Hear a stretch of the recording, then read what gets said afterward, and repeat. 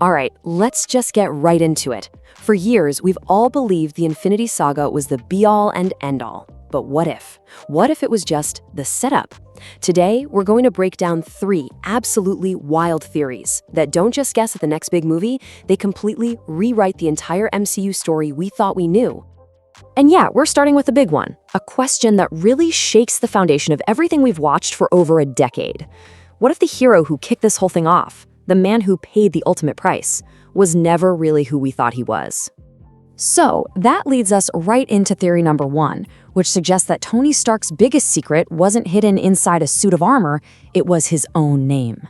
Okay, so get this.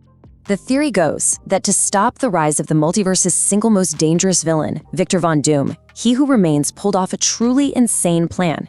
He supposedly snatched a younger, not yet evil Doom from some other timeline, wiped his memory clean, and dropped him off with the Starks to be raised as their son.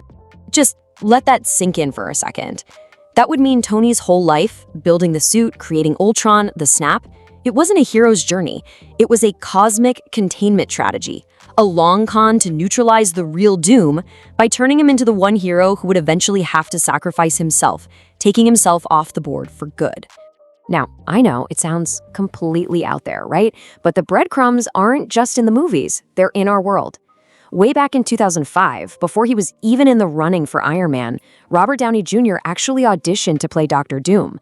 This isn't some secret either. Kevin Feige and Jon Favreau have talked about it. And you know how much Marvel loves these little meta winks to the fans.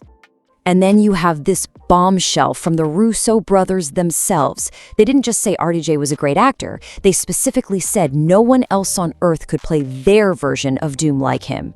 Now, why on earth would they phrase it like that, unless there was some kind of deeper connection between the actor and both of these characters? So, is it just a fun bit of Hollywood trivia, or has the entire story been staring us right in the face from day one? Okay, so if Tony's death wasn't just an end, but maybe a trigger, that brings us to the guy who set it all up. Let's talk about Doctor Strange's real plan. 14,605,000. We all know the number, we all remember the line. One future where they win. But what if winning meant something totally different than we assumed? See, we all assumed Strange was just, scrolling through futures, looking for the one that worked out. But this theory says he wasn't a passenger. He was the architect.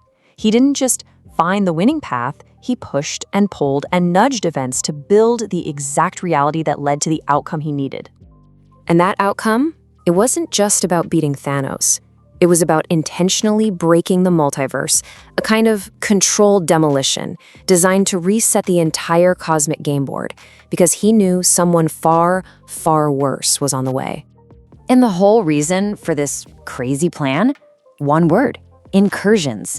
The total multiversal meltdowns we got a taste of in Multiverse of Madness. Strange knew the whole system was unstable and heading towards a crash. So his plan wasn't to stop it, it was to force the crash on his own terms. Which, of course, brings us back to the biggest question of all. In all those millions of futures, why did Tony Stark have to be the one to die? Why was that the only way? The theory's answer is that Tony's sacrifice was twofold. Yes, it stopped Thanos, but it also stopped Tony. He was the anchor being of his universe, but his genius was getting more and more reckless. Ultron, time travel, he was becoming a threat to reality itself. Strange saw that the only way to save everything was to remove the most unstable piece from the board, which, of course, would create a massive power vacuum that only one person could fill: Dr. Doom. And that leads us to our third theory. This one is maybe the most visceral, the most terrifying. It explains not just how Doom arrives, but how Robert Downey Jr. could come back in the most twisted way imaginable. This is the imposter in the suit. You remember dreamwalking from Multiverse of Madness, right? That super dark magic that lets you possess another version of yourself across universes, even a dead one? Well, the Darkhold might be gone, but you're telling me a master of both science and sorcery like Doom couldn't figure out another way? The plan is as simple as it is horrifying. Doom doesn't show up as some new guy. He hijacks the original Tony Stark's body. He literally reanimates it, puts the face back on, and walks right back into the Avengers' lives. He's their hero again, their leader, and then, when they trust him the most, the mask comes off.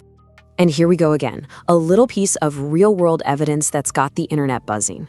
A behind-the-scenes photo showed RDJ wearing motion capture dots all over his face, which is usually for adding some kind of CGI effect. So was that just to de-age him for a simple flashback? Or was it to digitally recreate the scarred, burned face from his final moments, the horrific truth hiding just beneath the Iron Man helmet? So where is this all going? You have a secret identity, a grand cosmic plan, a possessed corpse. 3 totally different theories, but here's the crazy part. They all end up at the exact same horrifying destination, the road to Battleworld. And that's really the big takeaway here. At the end of the day, it almost doesn't matter which theory is true. It doesn't matter how he gets here.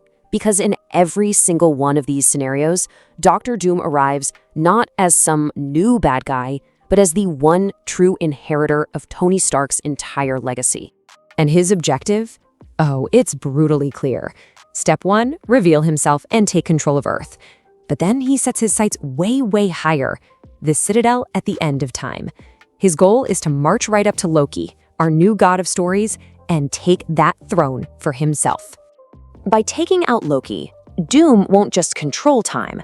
He'll become the new anchor point for all of reality. He can then let the multiverse collapse and forge a brand new, singular world from all the broken pieces, Battleworld, with him as its one and only god. And this is what it all boils down to. This is the final, chilling question for what's left of the Avengers. This isn't just about fighting another big bad. It's about fighting a ghost. How do you possibly avenge your greatest hero when the ultimate villain is looking right back at you with his face?